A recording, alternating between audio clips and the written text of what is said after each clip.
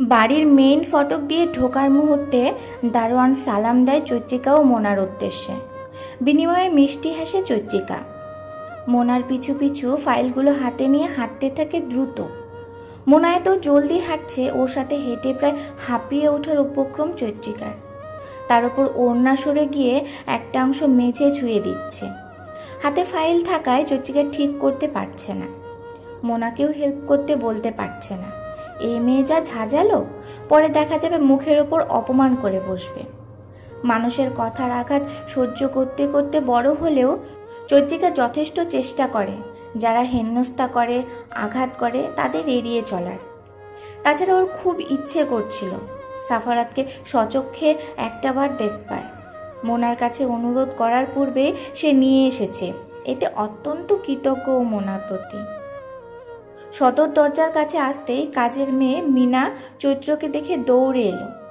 ফাইলগুলো টেনে নিজের হাতে নিয়ে উচ্ছ্বাসিত কণ্ঠে বলে উঠল, ম্যাডাম কেমন আছেন? স্যারের দেখতে আইছেন? কানটা তো ঘইটে গেছে। স্যার সকালে জ্বরের ঘোরে দাদির সামনে খালি কইতাছিল চৈত্রকে দেখব। দাদি তো জানে না চৈত্র কেডা, আমিও কই নাই। আপনি আইয়া পড়লেন, এখন স্যার একদম চাঙ্গা হয়ে উঠব। আমি মুভিতে দেখছি জ্বরের যার নাম লয় তারে দেখলে শরীরে একটা ভাব আইয়ে। চৈত্রিকার অবস্থা বেগতিক। মিনা দাঁত গেলিয়ে এক নাগারে বলেই যাচ্ছে, অপরদিকে তীক্ষ্ণ দৃষ্টি নিক্ষেপ করে সবটা পর্যবেক্ষণ করছে মোনা।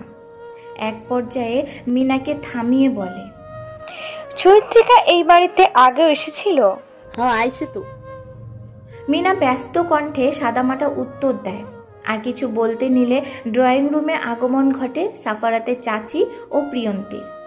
দুজনেই নত মস্তকে দাঁড়ানো চৈত্রিকাকে চিনে ফেলে। মাথা নিচু করে রাখলেও চৈত্রিকা বুঝতে পারছিল সকলের দৃষ্টি।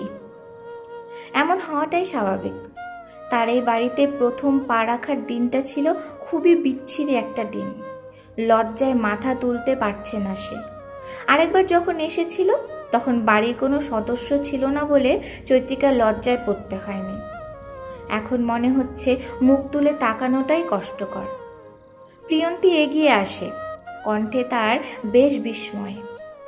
আপনি তো সেই মেয়েটা যাকে জেরিন আপু থাপ্পড় মেরেছিল। আপনি আবারও কি করছেন এখানে? ভাইয়া দেখলে তো রাগ করবে, আবার অপমান করবে আপনাকে। চৈত্রিকার মুখে চরম অসহায়ত্ব ফুটে ওঠে। সে তো জানতো এমন কিছু সম্মুখীন এখানে এসে হতে হবে। তবুও সাফারাতের অসুস্থতার কথা শুনে নিজের মনকে আটকে রাখতে ব্যর্থ হয়।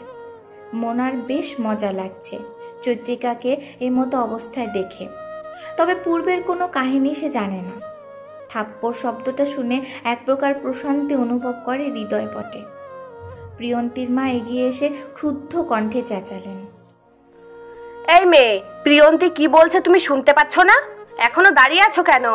আর দারোয়ানের সাহস কি করে হয় তোমার মতো বস্তির একটা মেয়েকে আমাদের বাড়িতে ঢুকতে দেওয়ার? বের হও এক্ষুনি। প্রিয়ন্তী ওর মাকে থামানোর চেষ্টা করে, কিন্তু তিনি যেন চৈত্রিকাকে সহ্যই করতে পারছেন না। দু হাতে জামা মুঠো করে মাথা তুলে নিজেকে ধাতস্থ করে চৈত্রিকা। অতঃপর ভাঙ্গা কণ্ঠের জবাব ওর, আমি বস্তির মেয়ে নয় ম্যাম, সাফরাত স্যার অফিসের একজন এমপ্লয়ি। আমি মোনা ম্যামের সাথে এসেছি। প্রিয়ন্তীর মা জিজ্ঞাসু দৃষ্টিতে তাকালো মোনার দিকে। মোনা নম্র স্বরে জানায়, আমি আনিনি ম্যাম। স্তব্ধ, হতবাক হয়ে পড়ে চৈত্রিকা। এত বড় মিথ্যা কথা! মোনা যে ইচ্ছে করে মিথ্যে বলল তা বুঝতে চৈত্রিকার এক সেকেন্ডও সময় লাগেনি। মোনা মনে মনে বেশ শান্তি পাচ্ছে চৈত্রিকাকে অপমানে কাঠগড়ায় দাঁড় করাতে সক্ষম হয়ে। এইটাই তো চেয়েছিল সে, কিন্তু এত ইজিলি হয়ে যাবে একদমই ভাবেনি। প্রিয়ন্তীর মা আক্রোশে ফেটে পড়ে, তুমি কর্মচারী হও বা যেই হও, এক্ষুনি বের হও এখান থেকে। সাফারাতের অনুমতি পেয়েছো তুমি? চৈত্রিকা ঠোঁটে ঠোঁট চেপে মাথা নাড়ায়। চক্ষু কোটর জলে টলমল করছে। গড়িয়ে পড়া ভীষণ তারা জলবিন্দুদের। কাউকে চোখের জল প্রদর্শন করে নিজেকে দুর্বল প্রমাণ করার কোনো প্রশ্নই আসে না। চৈত্রিকা কঠোর, শক্ত, পৃথিবীর সকল মানুষের নিকট চৈত্রিকার মন শক্ত খোলসে আবৃত। কেবল একজন মানুষের কাছে উন্মুক্ত মন, এবং তার নিজের স্বামীর নিকট। মিনা সাফারাতের চাচিকে একদমই দেখতে পারে না। সারাক্ষণ কারণে অকারণে সুযোগ পেলেই মিনাকেও এই মহিলা ছাড় দেয় না। গরিব মধ্যবিত্ত পরিবারের মানুষের প্রতি যেন ওনার অ্যালার্জি আছে। চৈত্রিকার প্রতি ওনার এমন আচরণ মিনার ভালো লাগছে না। চুপি চুপি সিঁড়ি বেয়ে উঠে কর্নারের দিকে রুমটায় ছুট লাগায়ও। চৈত্রিকার তীব্র ইচ্ছে করছে প্রতিবাদ করতে। সাফারাতের পরিবার মানে নিজের শ্বশুর বাড়ির লোকজন। তাই নিজেকে দমিয়ে নিয়ে নরম কণ্ঠে শুধালো, আমি চলে যাচ্ছি। অস্থির হবেন না ম্যাম, পরের বার স্যার অনুমতি দিলেই আসব। কথাটা বলতে গিয়ে ওর গলা ধরে আসছিল। সাফারাতকে দেখা ব্যতীত চলে যেতে তার মন মানছে না, তবুও যে বাধ্য।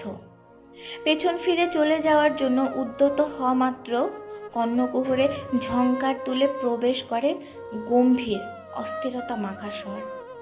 কোথায় যাচ্ছেন আপনি চৈত্র? স্টপ দেয়ার। থেমে গেল পা দুটো। মুহূর্তের জন্য থমকালো হৃৎপিণ্ড। সবার দৃষ্টি সাফারাতের পানে। চোখ মুখ অসম্ভব লাল তার, চুল উস্কো খুস্কো, চোয়াল শক্ত হয়ে আছে এত জ্বরেও। চৈত্রিকা ঠাহর করতে পারছে না, জ্বরের কারণে এত লাল বর্ণে ছেয়ে আছে ফর্সা মুখটা, নাকি রাগের ছটায়। কালো একটা গেঞ্জি ও হাঁটু অব্দি 3/4 প্যান্ট পরনে তার। বড় বড় কদম ফেলে সিঁড়ি ভেঙে নেমে এক ঝটকায় উপস্থিত হলো ঠিক চৈত্রিকার সামনে। নিদারুণ অধিকার নিয়ে আঁকড়ে ধরে নিজের অর্ধাঙ্গিনীর ডান হাতটা। শরীরের অত্যাধিক তাপমাত্রায় আটকে উঠল চৈত্রিকা। সে হলে বোধ হয় এত জ্বরে বেহুশ হয়ে বিছানায় পড়ে থাকত। অথচ এই লোক নিজের বলিষ্ঠ দেহটা নিয়ে দাঁড়িয়ে আছে তার সামনে ঠিকঠাক। অসুস্থতা যেন তাকে গ্রাস করেনি। সাফারাত কঠিন নিজের বাড়ি থেকে অন্যের কথায় কেন বেরিয়ে যাবেন আপনি? আমার বাড়ি? ভ্রু কুঁচকে প্রশ্ন করে চৈত্রিকা। সাফারাতের হাতের বাঁধন শক্ত করে প্রত্যুত্তর করে, অবশ্যই আপনার বাড়ি। আপনার হাজবেন্ডের বাড়ি মানে এটা আপনারই। আপনি আমার অর্ধাঙ্গিনী। এটা শুধু নামমাত্র সম্পর্ক নয়, আমার জীবন, আমার সব কিছুতে আপনি অংশীদার, শুধুমাত্র আপনি। সাফারাতের কথা শুনে সবাই হতবম্ব। মোনার মনে হচ্ছে ও কোনো খারাপ স্বপ্ন দেখছে। কেউ পারছে না সমীকরণ মেলাতে। সাফারাতের দাদি এসেছিলেন পিছু পিছু। তখন মিনার রুমে যেয়ে দেখে সাফারাত কপালে হাত দিয়ে শুয়ে আছে, আর ওর দাদি টুকটাক কথা বলছেন। মিনা নিজের উপস্থিতি জানান দিতেই সাফারাত হাত নামিয়ে দৃষ্টি তাক করে। গড়গড় করে নিচে ঘটে যাওয়া সকল ঘটনা ব্যাখ্যা করতে 2 মিনিট সময় নেয় মিনা। এমনকি মোনার কথাগুলো পর্যন্ত বাদ দেয়নিও। এই মুহূর্তে থ হয়ে বসে রইল সকলে। সাফারাত চৈত্রিকার চোখের দিকে প্রগাঢ় দৃষ্টি নিক্ষেপ করল। কাজল কালো নয়নে জল থই থই করছে। সাফারাত হাত মুষ্টি বন্ধ করে চাচির দিকে চেয়ে বলল, বাড়িতে আসা মানুষের সাথে এত খারাপ ব্যবহার করা উচিত হয়নি আপনার। ভাগ্যিস আপনি আমার বড় এবং একজন নারী। শ্রবণ গ্রন্থিতে ভালোভাবে ঢুকিয়ে নিন, এই মেয়েটা আমার স্ত্রী, আমার সুখ। এবার যদি আপনারা আমার মুখের অন্তরায় হয়ে দাঁড়ান, তবে সকল মানবতা ভুলে গিয়ে আমি আপনাদের রাস্তায় নামাবো। আমি mind it. And miss Mona, অফিসে গিয়ে রিজাইন লেটার জমা দিবেন এবং নিজের অর্ধেক মাসের স্যালারি বুঝে নেবেন। আপনাকে এক পলকের জন্য আমি কখনো দেখতে চাই না। মোনা কেঁদে দিল। অশ্রুসিক্ত কণ্ঠে কিছু বলতে চাইলে সাফারাত মিনাকে উদ্দেশ্য করে বলে, মোনাকে যেন গেট অবধি দিয়ে আসা হয়। চরম অপমানিত হয়ে বেরিয়ে যায় মোনা। একেই বোধ হয় বলে, অপরের জন্য ফাঁদ পাতলে সেই ফাঁদে নিজেই পড়তে হয়। সাফারাতের দাদি থমথমে মুখে এগিয়ে এসে বললেন, তুমি এসব কি বলছো? ঠিক বলছি, 3 দিন আগে আমি বিয়ে করেছি চৈত্রকে। চৈত্রিকার হাতটা ছেড়ে দিয়ে দাদির দিকে দৃষ্টি জ্ঞাপন করে বলল সাফারাত। তার নির্লস নির্লিপ্ত অভিব্যক্তি দেখে উনি বাকরুদ্ধ হয়ে পড়ে ক্ষণিকের নিমিত্তে। মিনিট সময় অতিবাহিত হতেই প্রশ্ন করে, চিনো না, জানো না, এমন একটা মেয়েকে হুট করে বিয়ে করে নিলে? হুট করে হয়নি, ওর সাথে আমার পরিচয় দীর্ঘ অনেক বছরের। তুমি অসুস্থ থাকার তোমার বিয়ের কথা জানাতে পারিনি, তবে আমি চাইবো চৈত্রকে যথেষ্ট ভালোবাসা দিয়ে মেনে নিবে তুমি। সাফারাত তাহলে সকালে জ্বরের ঘোরে এর মেয়ের নাম নিচ্ছিল। মনের কথা মনে রেখে তিনি মুখে ব্যক্ত করেন, ওর পরিবারের সাথে কথা বলতে চাই আমি। ওর মা ও বোন আছে, তুমি চাইলে আমি ওনাদের আসতে বলবো। ডেকে পাঠাও। কথাগুলো বলে সুফিয়া বেগম চৈত্রিকার কাছে এগিয়ে এলো। জোহরি চোখে পরখ করে নিল ওকে। চৈত্রিকা ভীষণ নার্ভাস ফিল করছে। ওর এই অস্বস্তি না বাড়তে দিয়ে সুফিয়া বেগম হাসি মুখে বলে উঠলেন, বাহ, তুমি তো অপরূপ সুন্দরী, একদম সাফারাতের মায়ের মতো। কি সুন্দর টানা টানা চোখ তোমার। প্রশংসা শুনে লজ্জায় আড়ষ্ট হয়ে পড়ল চৈত্রিকা। নিমেষেই পুরো মুখ জুড়ে লাল বর্ণের আস্তরণ পড়ে যায়। সাফারাত তা দেখে সূক্ষ্ম একটা নিঃশ্বাস ছাড়ে। দাদির দিকে তাকিয়ে বলে, কথা শেষ হলে তুমি প্রিয়পন্থীকে নিয়ে চৈত্রকে আমার রুমে পাঠিয়ে দিও দাদি, মাথাটা ভীষণ ব্যথা করছে, আমি গেলাম। চমকে উঠল চৈত্রিকার। আজকে এখানে থাকতে হবে? সুফিয়া বেগম চৈত্রিকার হাত ধরে নিজের রুমে নিয়ে এলো। পিছু পিছু এলো মিনা ও প্রিয়ন্তী। প্রিয়ন্তীর মা এত নাটক দেখে মুখ বাঁকিয়ে চলে গেলেন। ওনার ছেলে জেলে পচে মরছে, অথচ সাফারাত বিয়ে করে সুখের সংসার করবে, এটা কোনো মতেই মানতে পারছেন না উনি। চৈত্রিকা কি ভেবে এসেছিল আর কি হচ্ছে? ও কল্পনা করেনি এত তাড়াতাড়ি এই বাড়িতে সাফারাতের বউয়ের পরিচয়ে সকলের সামনে হাজির হতে হবে। প্রিয়ন্তী ওর গা ঘেঁষে বসল, মলিন স্বরে আওড়ালো, সরি ভাবি, তখন আম্মু ও আমার ব্যবহারের জন্য, প্লিজ ফরগিভ মি। মেয়েটার গালে হাত রাখে চৈত্রিকা। মৃদু হেসে বলল, ইটস ওকে কিউট গার্ল। আনন্দে উৎসাহে চৈত্রিকাকে জাপটে ধরল প্রিয়ন্তী, কণ্ঠে তীব্র উচ্ছ্বাস। এখন থেকে আমায় সারাক্ষণ একা একা থাকতে হবে না, তোমার সাথে আড্ডা দেওয়া যাবে। উফ, ভাইয়া বিয়ে করেছে, আমার বিশ্বাসই হচ্ছে না। সুফিয়া বেগম একটা চেইন এনে চৈত্রিকার গলায় পরিয়ে দিল।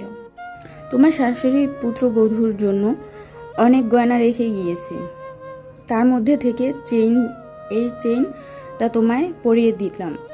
প্রিয়ন্তী, ওকে সাফারাতের রুমে দিয়ে আয়। ধীরে ধীরে পা ফেলে সাফারাতের রুমে প্রবেশ করে চৈত্রিকা ও প্রিয়ন্তী। সাফারাত নেই রুমে। প্রিয়ন্তী ব্যালকনিতে ওকে দিতেই দেখতে পায় সাফারাত দাঁড়িয়ে আছে। ভাবি, ভাইয়া বেলকুনিতে, তুমি থাকো তাহলে, আসছি। কথাটা বলেই প্রিয়ন্তী প্রগাঢ় পার। চৈত্রিকার হঠাৎ লজ্জা অনুভূত হচ্ছে। পা বাড়িয়ে বারান্দায় আসে সে। সাফারাত অভিভূত নয়নে তাকিয়ে রাশভারী গলায় বলে উঠল, লজ্জা পাওয়ার মতো এখনো আমি কিছুই করিনি, তবু লজ্জা পাচ্ছেন? আই থিঙ্ক আমার কিছু করা উচিত। এমনি এমনি আপনাকে দূর থেকে লজ্জা পেতে দেখে একদমই ভালো লাগছে না। চৈত্রিকা হকচকিয়ে যায়। কয়েক পা পিছিয়ে রুমে চলে আসে ও। সাফারাতের মতিগতি ভালো ঠেকছে না। বিড়বিড় করে বলল, জ্বরে পাগল হয়ে গেল না তো? জ্বরে নয়, আপনার প্রেমে। কথাটা বলেই সাফারাত রুমের দরজা লাগিয়ে আসে। পেশিবহুল হাতে পেছন হতে জাপটে ধরল চৈত্রিকার কোমর। চুলে মুখ ডুবিয়ে দীর্ঘ একটা নিঃশ্বাস টেনে নিল নিজের মাঝে। পেটে এক হাত চেপে ধরে বলল, আপনি বড্ড পাষাণ চৈত্র। কি হয় একটু কাছাকাছি আসলে? নাকি আমার প্রতি ফিলিংস জাগে না আপনার? শ্রবণেন্দ্রিয় যেন ঝনঝন করে উঠল চৈত্রিকার, যেন কেউ কানের অতি নিকটস্থে তবলা বাজাচ্ছে। ঘাড়ে ঠোঁটের গাঢ় স্পর্শ অনুভব হতে পেটে বিরাজমান সাফারাতের গরম হাতটা খামচে ধরল মুহূর্তেই, তৎক্ষণাৎ।